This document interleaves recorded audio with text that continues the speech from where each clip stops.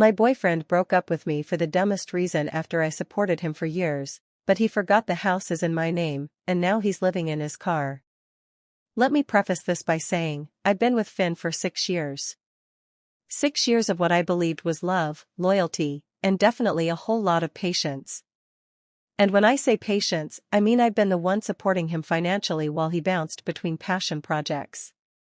There was the YouTube channel that never took off, despite him insisting he'd be bigger than the NFT craze he swore he was ahead of the curve on. Spoiler, he wasn't, and his brief stint trying to make it big in crypto where he lost most of his savings.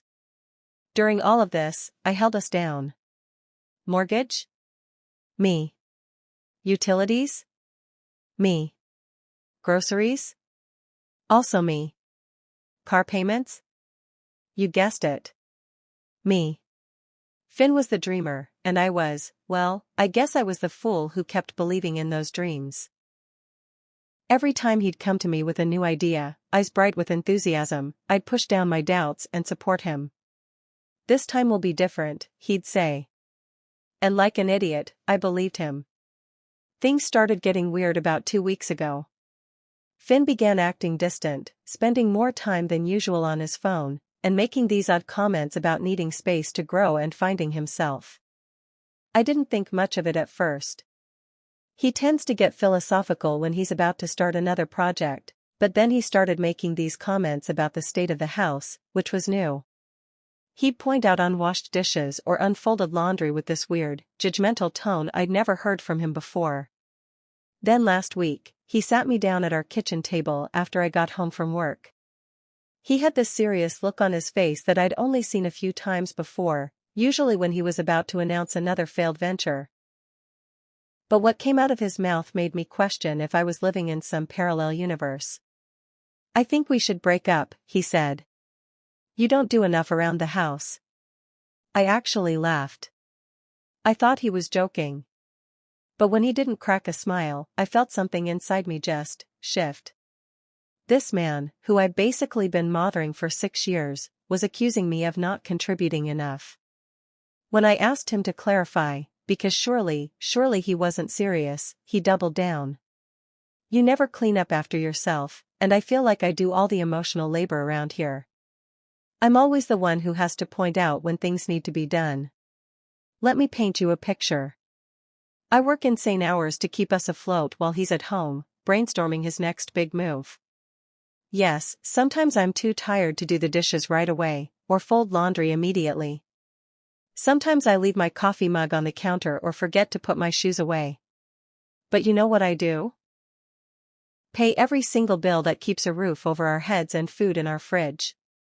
Meanwhile, Finn's biggest contribution to our household has been reorganizing the bookshelf by genre 3 times and throwing out my perfectly good Tupperware because it didn't spark joy anymore. This is the same man who has a meltdown if the Wi-Fi goes out for more than 5 minutes. Guess who calls the provider every single time? Me. Every birthday, holiday, or weekend activity? Planned by me. He won't even order takeout without asking for my input 3 times, and then still managing to get my order wrong. But here's where it gets truly bizarre. After his little breakup announcement, Finn started acting like the house was already his. He made this smug comment about how, this will be a good reset for both of us, and suggested I could move back in with my mom or something. He even started talking about how he was going to turn the guest room into his office once I was gone, and how he might get a dog since there won't be anyone to complain about the hair anymore. That's when it hit me. He genuinely seemed to have forgotten, or maybe never realized, whose name is actually on the deed to this house. Hint, it's not his. Not even close. This house was my inheritance from my grandparents, and I'm the sole owner. Every mortgage payment, every repair, every utility bill. It's all in my name. I excused myself, went upstairs, and locked myself in our bedroom. I'm not going to argue with him or try to change his mind. No, I'm going to let him sit in his little delusion for as long as he wants. Let him think he's winning this breakup. Let him think I'm packing my bags and heading out the door. Because here's the thing, Finn has no idea what's coming. He has no clue that he's about to lose everything. And honestly, I can't wait to watch him realize just how badly he screwed up. First update. So I mentioned in my last post that my boyfriend, well, ex-boyfriend now, Finn broke up with me out of nowhere, claiming I didn't do enough around the house. This of course was hilarious because I'd been the one paying for literally everything. Mortgage, utilities, groceries, while he's been working on himself for the past 3 years. Oh, and let's not forget, I also cooked, cleaned, and did every chore that wasn't somehow attached to his beloved gaming setup. But here's the kicker. After the breakup, Finn acted like he owned the place. Literally. I think it took him all of 5 seconds to decide this house was his now. He didn't say it outright, but the way he carried himself made it obvious. He started lounging around like the king of a castle he hadn't even built, leaving messes everywhere and playing his games until 4 a.m. like nothing had changed. He even started telling me I needed to pack up so I could leave in an orderly way. Meanwhile, I was just sitting there in shock, waiting to see how far this delusion would go. Spoiler, it went very far.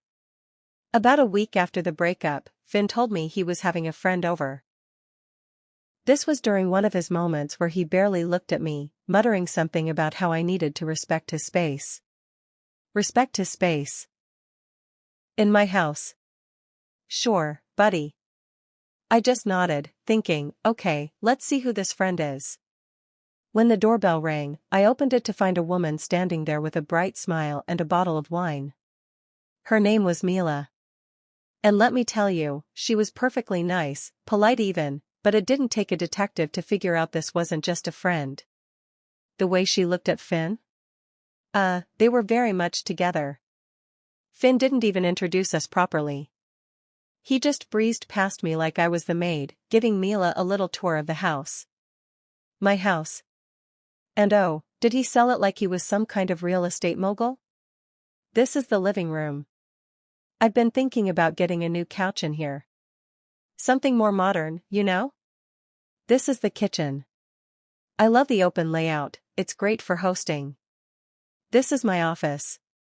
It's where I do most of my work these days. I almost choked when he said that last one. Work? The man hasn't had a job since 2018. The office he was referring to is the spare bedroom I set up for him to maybe do some freelance projects, but it's mostly just where he plays Fortnite. Mila was eating it up though. I could see her imagining herself living here, settling into a life of Pinterest perfect bliss. Meanwhile, I was standing there in the kitchen, gripping my coffee mug so hard I thought it might crack. At this point, I had 2 options. Blow up and let them both know exactly how I felt, or play it cool and let Finn dig himself into a hole. I chose the second one. Honestly, I wanted to see how far he'd take this little charade. The entire evening, Finn acted like he'd already moved on and was just graciously allowing me to stay until I figured things out. He even had the nerve to pull me aside and say, I think it's best if we start working on a timeline for when you'll be out. No rush, of course, but Mila and I need to start planning. Planning what?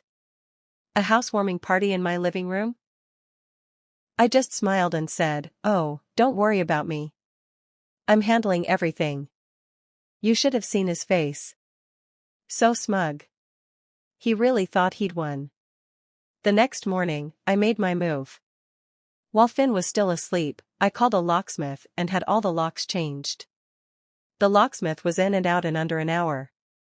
I paid him, thanked him, and sat down with a cup of tea to wait. When Finn finally woke up and strolled into the kitchen like he owned the place, I casually told him, by the way, I had the locks changed this morning. You'll need to grab your things and leave by the end of the day. You guys. The panic on his face. He went pale. What do you mean you changed the locks? You can't do that. Oh, I absolutely can. This is my house, remember? It's in my name. You're not on the deed. You're not on the mortgage. And now you're not welcome here. He tried to argue. He tried to plead. At one point, he even tried to guilt trip me, saying, I thought you loved me. I thought we were building something together. Mila came over during all of this, probably expecting. My boyfriend broke up with me for the dumbest reason after I supported him for years, but he forgot the house is in my name, and now he's living in his car. Let me preface this by saying, I'd been with Finn for 6 years. 6 years of what I believed was love, loyalty, and definitely a whole lot of patience. And when I say patience, I mean I'd been the one supporting him financially while he bounced between passion projects. There was the YouTube channel that never took off, despite him insisting he'd be bigger than the NFT craze he swore he was ahead of the curve on. Spoiler, he wasn't, and his brief stint trying to make it big in crypto where he lost most of his savings. During all of this, I held us down. Mortgage? Me. Utilities? Me. Groceries? Also me. Car payments? You guessed it. Me. Finn was the dreamer, and I was, well, I guess I was the fool who kept believing in those dreams. Every time he'd come to me with a new idea, eyes bright with enthusiasm, I'd push down my doubts and support him. This time will be different, he'd say. And like an idiot, I believed him. Things started getting weird about 2 weeks ago. Finn began acting distant, spending more time than usual on his phone, and making these odd comments about needing space to grow and finding himself. I didn't think much of it at first. He tends to get philosophical when he's about to start another project, but then he started making these comments about the state of the house, which was new. He'd point out unwashed dishes or unfolded laundry with this weird, judgmental tone I'd never heard from him before. Then last week, he sat me down at our kitchen table after I got home from work. He had this serious look on his face that I'd only seen a few times before, usually when he was about to announce another failed venture. But what came out of his mouth made me question if I was living in some parallel universe. I think we should break up, he said. You don't do enough around the house. I actually laughed. I thought he was joking. But when he didn't crack a smile, I felt something inside me just shift. This man, who I'd basically been mothering for 6 years, was accusing me of not contributing enough. When I asked him to clarify, because surely he wasn't serious, he doubled down. You never clean up after yourself, and I feel like I do all the emotional labor around here. I'm always the one who has to point out when things need to be done. Let me paint you a picture. I work insane hours to keep us afloat while he's at home, brainstorming his next big move. Yes, sometimes I'm too tired to do the dishes right away, or fold laundry immediately. Sometimes I leave my coffee mug on the counter or forget to put my shoes away. But you know what I do? Pay every single bill that keeps a roof over our heads and food in our fridge. Meanwhile, Finn's biggest contribution to our household has been reorganizing the bookshelf by genre 3 times and throwing out his ego.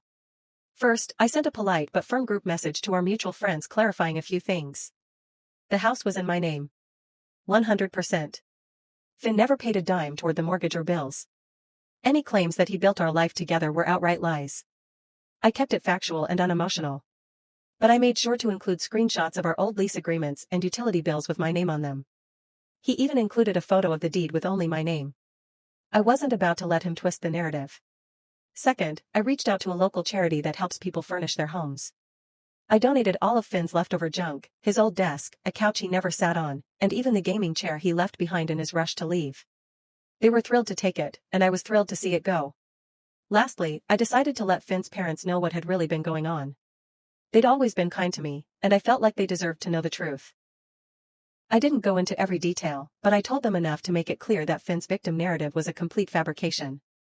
The group message blew up almost immediately. Most people were shocked but supportive, saying they had no idea Finn was spinning such a ridiculous story. A few of his closer friends tried to defend him, saying he was going through a lot, but I shut that down quickly. We all go through things, I said, but that doesn't give you the right to lie and steal. Finn of course found out about the message and called me furious. He accused me of ruining his life and said I had no right to air our dirty laundry. I told him calmly that he'd been doing that himself for months. I just corrected the record. Then I hung up and blocked him. As for his parents, they were horrified.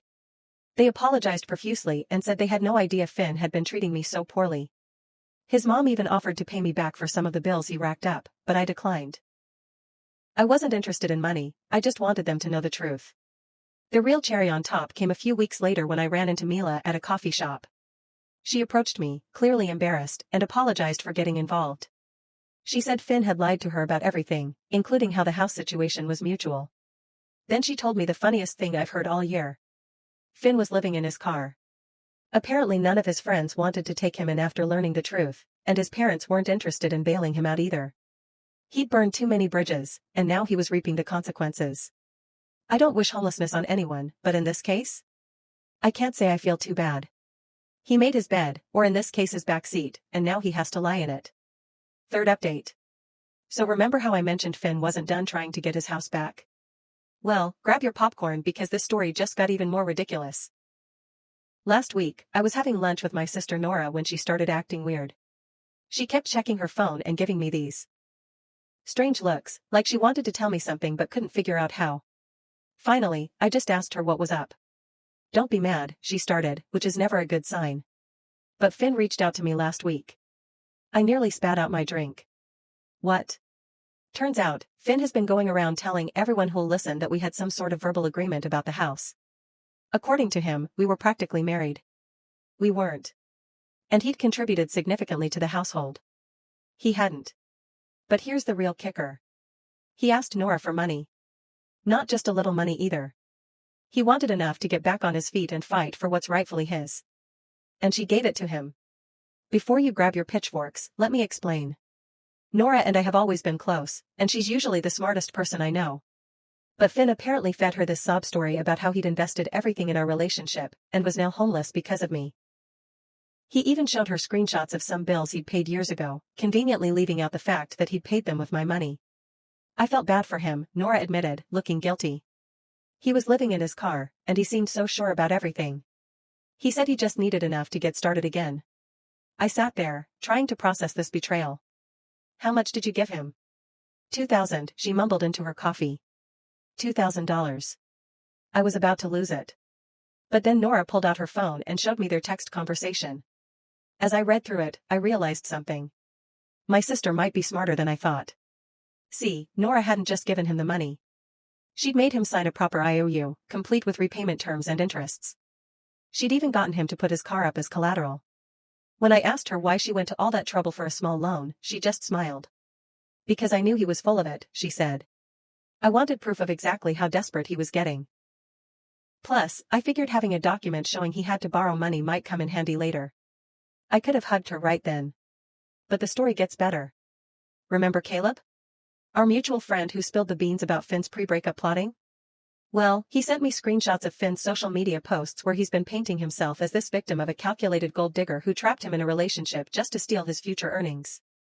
Yes, you read that right. He thinks I spent 6 years supporting his unemployed self because I was after his future money. The money he was definitely going to make from all those failed projects I funded. The posts are full of vague accusations about how I manipulated him and took advantage of his trusting nature. According to Finn's new version of events, he was the one who supported me emotionally while I was unstable and unable to maintain healthy relationships. This from the man who once had a 3-hour meltdown because I bought the wrong brand of energy drink. But here's where it gets really interesting. My friend Zoe has keeping track of everyone Finn's reached out to. And apparently, he's been telling different stories to different people. To some, he's the victim of a manipulative ex. To others, he's a generous partner who gave up everything for me. And to a few, he's even claiming we had some sort of business partnership that I betrayed. The stories keep getting more elaborate too. Last week, he told someone I had promised to put his name on the deed as a birthday gift, but then, changed my mind out of spite. Pretty creative for someone who once forgot my birthday entirely because he was too busy trying to become a Twitch streamer. Yesterday, I got a series of increasingly unhinged messages from him about how he's going to expose me to everyone we know. He's threatening to tell people about all my secrets. Though I'm really curious what secrets he thinks he has, considering I'm the one who knows about his failed cryptocurrency investments, and that time he tried to become a professional dog photographer with my camera. I haven't responded to any of his messages, but I did save them all. Something tells me this isn't over yet. Finn's never been good at accepting reality. And now that he's burned through Nora's money, Probably on another get-rich-quick scheme. I'm sure he's cooking up some new plan to try to get what he thinks he deserves. Last update. So last Sunday, I was doing my weekly grocery shopping when I literally ran into Finn's mom at the store. I tried to just smile and walk past, but she grabbed my cart and said, "We need to talk." Now, his mom has always been sweet to me, even after everything that happened. But this time she looked different. Worried, but also kind of angry. She asked if we could get coffee, and something in her voice made me agree. Once we sat down, she took a deep breath and said, "I need to tell you what Finn's been up to, because this has gone too far." Turns out, Finn showed up at his parents' house last week with this elaborate story about how he was getting the house back. According to him, he had evidence that I had somehow tricked him into putting all the bills in my name. He even claimed he had proof that he'd given me cash for the down payment. His mom stopped him right there, and reminded him that she and his dad had been there when I bought the house, before Finn even moved in. But Finn just talked over her, going on about how he was building a case, and needed to borrow some money to set things right. When his parents refused to give him money, he completely lost it, started throwing around accusations about how they never supported his dreams, and were choosing my side over their own son. His mom looked so tired as she told me this. "He's not the boy she said. I don't know what happened to him." But here's where it gets really interesting. She started telling me about all these things Finn had done that I never knew about. Like how he'd been telling his younger sister that he bought me out of the house months ago, and that's why he needed to borrow money from her to renovate his property. His sister, being 19 and trusting her big brother, gave him her savings. Or how he'd been going around to all their relatives, telling different versions of the story to whoever would listen. To some, he claimed we were secretly married. To others, he said I had promised him the house in exchange for sweat equity. His words, not mine. He even told his grandmother that I was holding his gaming equipment hostage. The same equipment I donated to charity months ago. His mom pulled out her phone and showed me screenshots of a GoFundMe page he'd made. The title? "Help Local Man Reclaim His Home from Manipulative Ex." I almost choked on my coffee. The page was full of completely made-up stories about how he'd invested his life savings into the house, what savings, and how I had manipulated the paperwork to cut him out. He even posted pictures of my house, claiming he'd done all these renovations himself. The only renovation Finn ever did was rearranging the furniture when he was procrastinating on job applications. But the craziest part? People were actually donating. Not a lot, but enough that Finn thought his plan was working. He'd raised about $800 before his mom reported the page and got it taken down. "I had to do something," she said. "He needs to face reality." She told me Finn had been sleeping in his car in their driveway for the past week, refusing to come inside unless they supported his cause.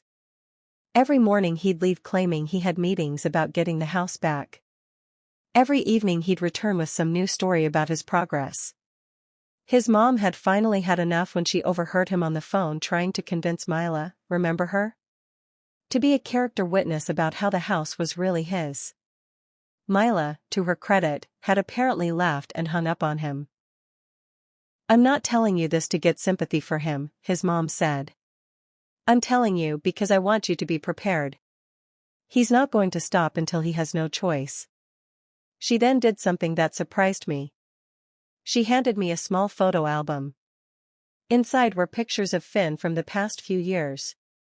Pictures of him at family events, holidays, casual moments. In every single one he was on his phone or laptop, supposedly working on his next big thing, while everyone else was actually living their lives. "I should have seen it sooner," she said. "How he used people. How he always had an angle. I enabled him for too long and I'm sorry you got caught up in it." I tried to give the album back but she shook her head. "Keep it. Maybe someday he'll want to see the person he used to be. But for now, I need to do what I should have done years ago."